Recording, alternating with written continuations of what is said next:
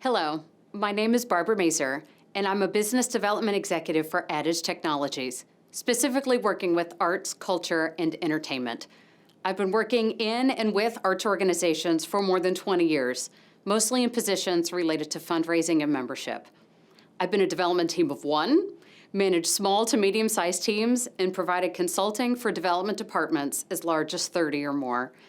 Over time, I've seen a lot of changes in the ways that development departments engage with their patrons, particularly with digital tools.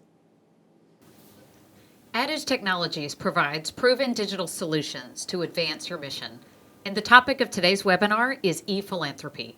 Our goal is to provide recommendations and examples to boost your online presence and maximize opportunities for contributed revenue. Here's a preview of what will be covered. First, we'll do a philanthropy news update, then look at driving gifts online, see some examples and ideas, finally, next steps. At the end, we'll have time for Q&A, and of course, you can feel free to get in touch with me directly to discuss further. To set the stage, here is some recent philanthropy news from across the nonprofit sector. A full list of sources will be provided at the end of the webinar, and I encourage you to read the full reports for more information. First, some positive news. Despite a 3-year period that was challenging for so many, philanthropy remained strong throughout the COVID pandemic. Overall, Americans continued to be overwhelmingly generous in their philanthropic giving, even if they were experiencing hardships themselves. Many organizations actually raised more money during this period, thanks to the loyal friends who wanted to keep their favorite institutions solvent. This graph from Giving USA shows the breakdown of areas of support. The main areas of philanthropic support continue to be religion, education, and human services, which accounts for more than half of all giving. Approximately 20% of these donations were for arts and culture. That's still a lot, but there's definitely competition for philanthropic dollars. Over this same period, we saw some donor attitudes shift, especially in light of the many social issues that came to the forefront. These factors particularly affected younger donors. This quote from Why American Gives is a good demonstration of this socially minded giving. CNBC and Investors Business Daily report that there is a huge wealth transfer on the horizon as baby boomers prepare to leave money to their millennial kids. And according to several studies, including the one cited here, donor loyalty is steadily dropping. So why is loyalty important? Well, when the going gets tough or when you have a major initiative like a capital campaign, you're more likely to get significant support from someone who's loyal to your organization than a new donor. The gap between traditional donors and the next generation is a topic for another webinar. I could actually talk about just that all day, but for the time being, let's keep our focus on the topic of this presentation. What do you need to be aware of to optimize your ePhilanthropy strategy? It's probably no surprise that online giving has been on the continual rise since it was first introduced. And probably also not surprising that potential donors will go to your site to learn more about you. So your website really has two functions: to tell your story and to make it easy for someone to support you. Also, probably selling tickets, but I won't get into that right now. The numbers are even higher if you isolate younger donors. Classy's annual giving report showed that more than 70% of Gen Z giving last year was done online. We also know that emerging donors are likely to come across your organization through social media or celebrity endorsement, so they may navigate to your website before ever actually attending or speaking with anyone who works there. So let's make this a working session. Take a moment and pull up your own website. I hate to tell you how few fundraisers actually take the time to navigate the giving journey on their own site, but we are going to fix that right now. I'll give you a second. Pull up your site as if you were a new donor. Does your site entice people to learn more about you? Why should people support you? Why is your work important? How much of a focus is giving on your site? What special appeals are active right now? And how easy is it to make a donation? Rather, how hard is it to avoid? How do you make it easy for people to learn about your organization? How clear is the need? And how easy is it for them to make a gift? Let's look at some good examples. The following online donor journeys demonstrate the following points that were mentioned above. The first example is the John F. Kennedy Center for the Performing Arts, a beloved multifaceted arts center in Washington, D.C. They have a lot going on their campus, so they must present a lot of information very clearly. When I hit this large button to donate, it takes me to a screen with giving areas very clearly presented, which makes it easy to direct the gift to the right place. Also noteworthy is these giving levels are appropriate to the organization. This will be the first of many times that you hear me say, be aware of your audience. If all of your online gifts are in the $50 to $100 range, it's inappropriately aspirational for your suggestions to start at $500. Younger donors especially are turned off by minimum suggested gifts that are more than they want to commit. Also, special appeals propel action. This is sometimes referred to as crisis giving, like giving for an unexpected natural disaster. But in arts and culture, it tends to have more to do with work of a particular interest. So, what's going on of particular interest in your company in the coming months? What's of interest in your community that might be tied to annual giving? With so many pressing needs out there, a regular campaign can get lost in the shuffle. A special project or initiative may attract more attention.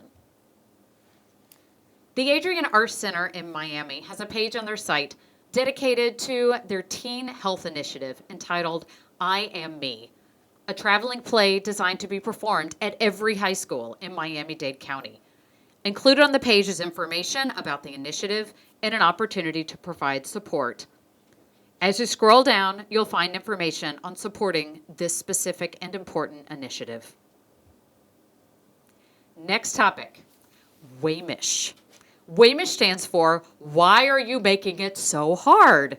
As in, why are you making it so hard for me to give you my money? I would like to take a moment to personally thank Robert Friedman for giving me this book early in my career, and I've been using the term WAMISH ever since. Next After Institute did a study of more than 600 donation pages and found that most had a huge failure rate. Nearly 9 out of 10 donation page visitors didn't end up giving. Consumers in general expect an easy online experience. Click, buy, done. The same person who's visiting your website was probably on multiple other multi-million-dollar websites the same day. And those sites probably made the buying experience really easy. Dayton Live has a great example of a simple donation form. There's a whole field of consulting just around easy online donation forms. Even how the fields are grouped can make a big difference. Resist the temptation to ask for everything unless you're very confident that your audience can take it. If I want to make a gift to Dayton Live, all I have to do is enter payment information and done. So easy. Also, many organizations are finding that monthly giving is a painless way for people to send you regular donations without having to enter payment information every time. Speaking of payments, there's an increasing demand for multiple options of payment type, like PayPal and Apple Pay. It's worth checking with your payment provider on options, especially if you're seeking younger donors. And don't forget mobile. Younger donors are especially likely to tend towards mobile giving, but honestly, even my parents have smartphones, so we shouldn't assume that mobile use is limited to emerging donors. A study by the company Next After found that half of all website visits are from a mobile device. Most giving is still done on a desktop. However, mobile giving is only going to get more popular, so your site needs to be responsive and mobile friendly. Next topic to consider, membership matters. There's a body of research behind why membership matters. Like being a member of a civic organization or a religious institution, being a member of an arts organization inspires loyalty, increases engagement, and encourages people to try new things with you. The Music Center in Los Angeles has a great program for people who love dance. You become a member of Center Dance Arts. And enjoy these benefits. It's a great way to connect with other people who share your love of dance and support the art form as a community. Also, your website can be the source for member-only benefits, like online concerts or exclusive interviews. SF Jazz introduced this great series for at-home members. At the time the pandemic shut down, I was working for the Florida Orchestra, and we introduced a fun online series called Cocktails with the Conductor. It was a nice way to thank our supporters and connect with them in a new way. With these examples in mind, I hope you feel inspired for your next steps. Here are a few things to keep in mind. What do you know about who gives to you online? Ask yourself, or ask your CRM, how many gifts do you receive online each year? How often is that donation accompanied by a ticket purchase? What's the average size, and is that increasing? And how many of those gifts come in via mobile? If you don't have the answers to these questions, your assumptions may be based on ideals instead of reality. I find that people tend to assume online gifts are larger and more of a percentage of their overall fundraising than the actual numbers show. Also, if you can personalize your messaging on your site based on how someone logs in, you could put the philanthropic initiative in front of them that best matches their donor group. That way you can target the right group with the right message. At one of the places I worked, we learned that people who gave less than $2,500 tended to do so because they liked the concerts. It was donors over that amount that responded to information about our outreach efforts in the community. We tailored our messaging to great results. Also, timing is everything. Most organizations see a bump in fundraising at the end of the year. As you can see here, more than 30% of giving is done in the months of November and December alone. So look at your own giving calendar. When are your other bumps in giving? In addition to the end of the year, how about at subscription renewal time? A summer membership drive or at the end of your fiscal year? Being aware of your giving calendar will help you hone your message. Speaking of which, tell your story. If I knew nothing about you, what would I learn about you in the first 10 seconds on your website? And why is your work important? And remember, Waymish. Make it easy, easy, easy. In a recent presentation about friction points and online giving, the company Fundraise Up found that donors actually gave less when a video was included on the giving page. Don't make it too hard. Make it as easy as possible for someone to support your organization. We covered a lot in a short period of time, so here are some key takeaways that I hope you got from this presentation.